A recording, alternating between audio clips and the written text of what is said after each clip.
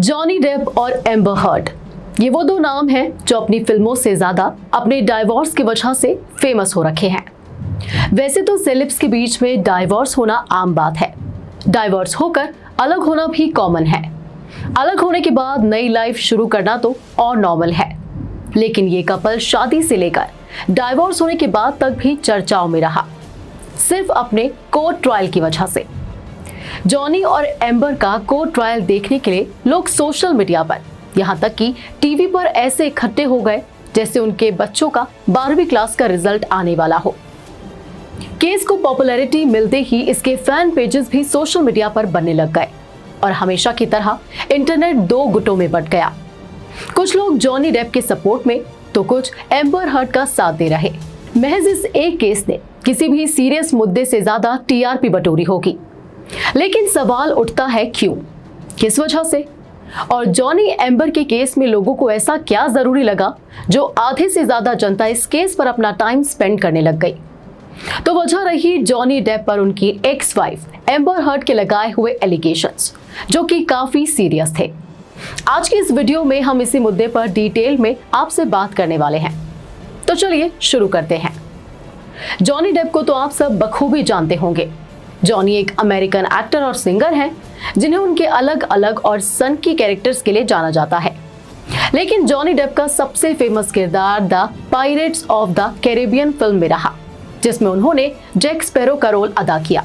बात करें जॉनी की एक्स वाइफ एम्बर हर्ड की, तो उन्होंने भी अपने फिल्मी करियर में कई हॉलीवुड मूवीज में काम किया है, जैसे कि Justice League, Aquaman, Never Back Down, Drive Angry and the Rum Diary. Johnny Depp और एम्बर हर्ड की पहली मुलाकात ही द रम डायरी फिल्म के सेट पर साल 2009 में हुई थी। लेकिन दोनों की डेटिंग साल 2012 में शुरू हुई थी, क्योंकि साल 2011 से 12 तक जॉनी डेप वेनिसा पैराडिस के साथ रिलेशनशिप में थे, जिनसे उन्हें एक बेटी और बेटा भी है। वहीं एम्बर हर्ड उस वक्त अमेरिकन फोटोग्राफर टाइसा वैन री के साथ रिलेशनशिप में थी। लेकिन 2012 में जॉनी ने वेनिसा के साथ अपना सेपरेशन अनाउंस कर दिया और दूसरी तरफ एम्बर ने भी अपने रिलेशनशिप को ओवर होने की न्यूज दे डाली। फिर साल 2014 में दोनों के एंगेजमेंट की खबर सामने आई और कुछ समय बाद जॉनी डेप ने खुद एक इंटरव्यू में इस बात को कबूल भी कर लिया, जिसके बाद साल 2015 में दोनों ने लॉस एंजलिस में एक दूसरे से प्राइवेट सेरेमनी में शादी रचा दी। लेकिन शादी के अगले साल ही दोनों के बीच लड़ाई की खबरें आने लगी। मई 2016 में एम्बर हर्ड चेहरे पर चोट के निशान के साथ कोर्ट पहुंची और उन्होंने कोर्ट से अपील भी किया कि वो डेप को उनसे दूर रहने का आदेश दे। एम्बर ने दावा किया कि जॉनी डेप ने उनके साथ मारपीट और फिजिकली उन्हें अब्यूज किया है। उन्होंने बताया कि डेप ने गुस्से में उनके चेहरे पर फोन फेंका है, जिससे उनके चेहरे पर निशान पड़ा है। वहीं जॉनी डेप के वकील ने इन आरोपों को सिरे से खारिज किया था और उन्होंने दावा किया कि एम्बर फाइनेंशियल सॉल्यूशंस हासिल करने के लिए ऐसे आरोप लगा रही हैं। जॉनी डेप के लॉयर्स की ये बात काफी हद तक सच साबित तब हुई जब एक पुलिस के स्पोक्स पर्सन ने पीपल मैगजीन को बताया कि जब पुलिस ने इन इल्जामों पर इन्वेस्टिगेशन किया तो उन्हें इसका कोई सबूत नहीं मिला। बाद में डेप और एम्बर ने म्यूचुअल अंडरस्टैंडिंग से तलाक का ऐलान किया और आपसी रजामंदी से एक बयान भी जारी किया, जिसमें उन्होंने कहा कि Our relationship was extremely emotional and at times unstable, but we were always bound by love. Neither party has made false allegations for financial gain. We never intended to harm each other physically or emotionally. Amber heard को Depp से तलाक के निपटारे के हिस्से के रूप में $7 मिलियन भी मिले, यानी जॉनी और एम्बर का सेटलमेंट कोर्ट के बाहर ही पूरा हो गया। इसके बाद खबर आई कि एम्बर ने $7 मिलियन में से आधे पैसे बच्चों के हॉस्पिटल में दान कर दिए और बाकी के पैसे अमेरिकन सिविल लिबर्टीज यूनियन को, जो औरतों के खिलाफ हो रहे वायलेंस को प्रिवेंट करते हैं। साल 2017 में दोनों की कहानी हमेशा हमेशा के लिए खत्म हो गई, क्योंकि दोनों का डाइवोर्स फाइनलाइज हो गया। कुछ टाइम तक ये मुद्दा शांत हो गया, लेकिन इस इशू में चिंगारी तब भड़की जब साल 2018 में एम्बर हर्ड ने वॉशिंगटन पोस्ट में एक आर्टिकल लिखा, जिसमें उन्होंने लिखा था कि वो एक पब्लिक फिगर बन चुकी हैं, डोमेस्टिक अब्यूज को रिप्रेजेंट करने वाली। और जब उन्होंने अपने खिलाफ हो रहे अत्याचार के खिलाफ आवाज उठाई थी तो इन्हें बहुत से लोगों का गुस्सा भी सहना पड़ा था। एम्बर ने इस आर्टिकल में कहीं भी डेप का नाम नहीं लिखा था। लेकिन सभी ने इसे डेप से जोड़कर देखा और उन्हें काफी क्रिटिसाइज भी किया गया। इस विवाद के बाद डिज्नी ने जॉनी डेप को pirates of the Caribbean series से हटाने का ऐलान किया, जिसमें जैक स्पैरो की भूमिका निभाने के लिए जॉनी डेप पूरी दुनिया में मशहूर हैं। एक के बाद एक उनके हाथ से कई फिल्में निकल गई और ये सब कुछ हुआ जॉनी डेप पर लगे एम्बर हर्ड के इल्जामों की वजह से। इसके बाद साल 2019 में जॉनी डेप ने एम्बर हर्ड के खिलाफ $5 करोड़ का डिफेमेशन का मुकदमा दायर किया। याचिका में दावा किया गया कि एम्बर हर्ड अपने पक्ष को सही और अपने लिए पॉजिटिव एटमॉस्फेयर बनाने के लिए झूठे आरोप लगा रही हैं, जो धोखाधड़ी का केस है। इसके बाद हर्ड ने भी कई और मामलों का जिक्र किया, जिसमें उन्हें फिजिकल और वर्बली अब्यूज किया गया था।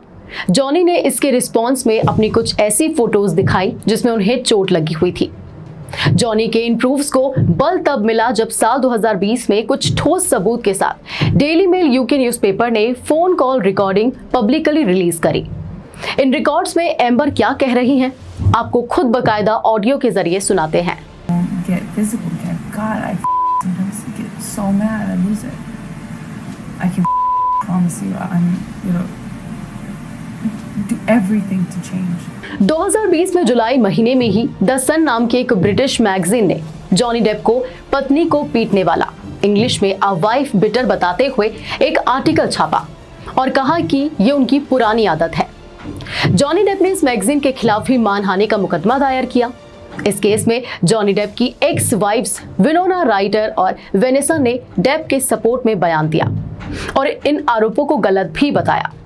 ये मुकदमा 3 हफ्तों तक चला और इस दौरान जॉनी डेप के लॉयर्स ने यह दावा किया कि एम्बर जॉनी के साथ रिलेशनशिप के दौरान भी किसी और शख्स के साथ संबंध में थी, जिसमें से एक टेस्ला के सीईओ एलॉन मस्क के साथ और दूसरा एक्टर जेम्स फ्रैंको के साथ। हालांकि एम्बर ने इन सभी आरोपों को खारिज कर दिया, लेकिन कोर्ट में फैसला हुआ द सन के आर्टिकल के अकॉर्डिंग।